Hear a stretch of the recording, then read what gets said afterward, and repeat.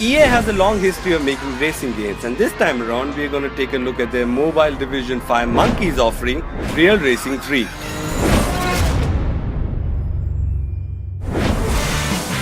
A word of warning for everyone, this game takes absolute ages to download. If there was a rupee for every minute I spend waiting for this game to finish downloading, then well, I would have many rupees. Just make sure your phone has enough battery and a cozy nook in the house, and within a matter of mere hours, you'll be playing this game.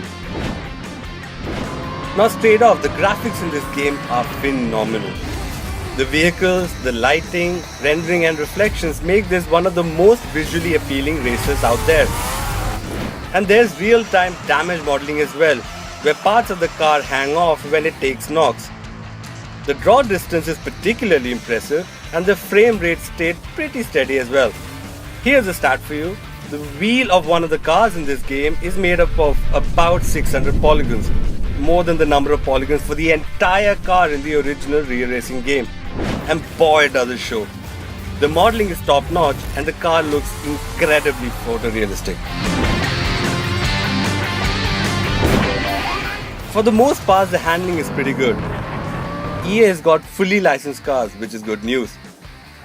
These cars have bespoke handling, and to add to that, you can modify the traction, braking and steering in-game, making this game sit somewhere between an arcade and a simulator.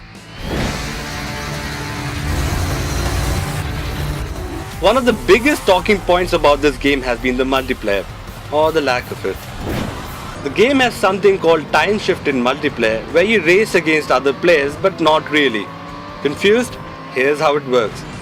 The game records every player's timings when they race and uses the data to simulate AIs that you race against in the multiplayer. So you might be racing against Cheese Boat 26 but not really when he's playing the game. Now does this work? Well, it has its upsides. You don't need to log into servers, wait for other players and sit through lag times. But the main problem is that you know you're not playing against humans, and it does take away from the actual point of a multiplayer. The damage on the vehicles are quite permanent, and the only way you can continue to be competitive is to get repairs done.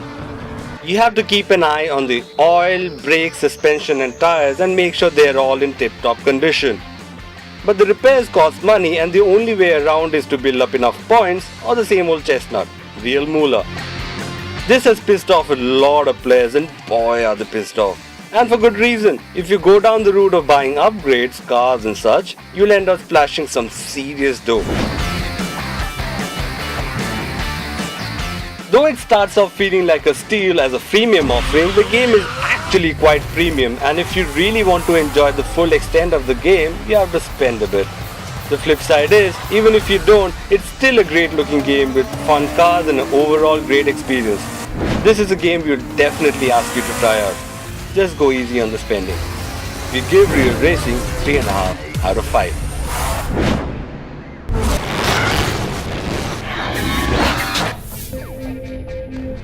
This is Gamertorium, and you are just going to become our new subscriber. Please subscribe, please. पापी पेट का सवाल and all that. पापी तो जरूर है, पेट भी है. हाँ पेट है, 2 बिल्लियाँ हैं. Paid cat. Please subscribe. Not now. Somewhere here.